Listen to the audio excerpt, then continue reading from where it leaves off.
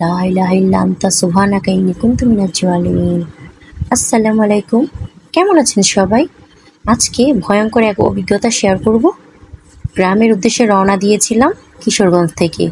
পথেই প্রচুর বৃষ্টিপাত হয়েছে আর বজ্রপাত তো আছে। কিশোরগঞ্জ মানেই যেন বজ্রপাত আতঙ্ক। আর এই বজ্রপাতের ভয়ঙ্কর এক সাক্ষী হয়ে রইলাম আমি। আমরা তো গাড়ি দিয়ে যাচ্ছিলাম, তো এক ভাইয়ের উপরে বজ্রপাতটা পড়লো। দেখেন কি ভয়ঙ্কর বজ্রপাত। এই যে আল্লাহ, আমি তো ভাবছি মনে হয় লোকটা গেছে, না আসলে ওনার উপরে পড়ে নাই, ওনার পিছনে পড়েছে, তাই হয়তো উনি বেঁচে গিয়েছে। পুরোটা রাস্তা জুড়েই যেন খুব ভয়ঙ্কর এক অভিজ্ঞতায় পার করলাম। এতটা ভয় লাগছিল কখন জানি গাড়িতে এসে পড়ে বজ্রপাত।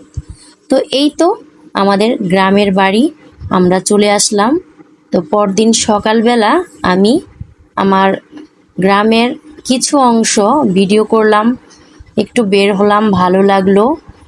এই যে নৌকা, নদী এতটা ফ্রেশ লাগছিল, বৃষ্টি হওয়াতে যেন সব কিছু সজীব হয়ে উঠেছে। আর এই তো এখানে এক মাছ ধরার চাই সেলাই করা হচ্ছে।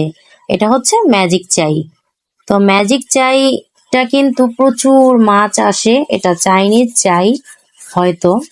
আর ওই যে আমাদের সেই বিলে পানি উঠে গেছে, থই থই করছে চারদিক পানিতে। আমারও দেশের মাটির গন্ধে ভরে আছে সারাময়, শ্যামল কোমল পরশ বোনা যে নেই কিছু প্রয়োজন। ভালো থাকবেন সবাই, আল্লাহ হাফেজ।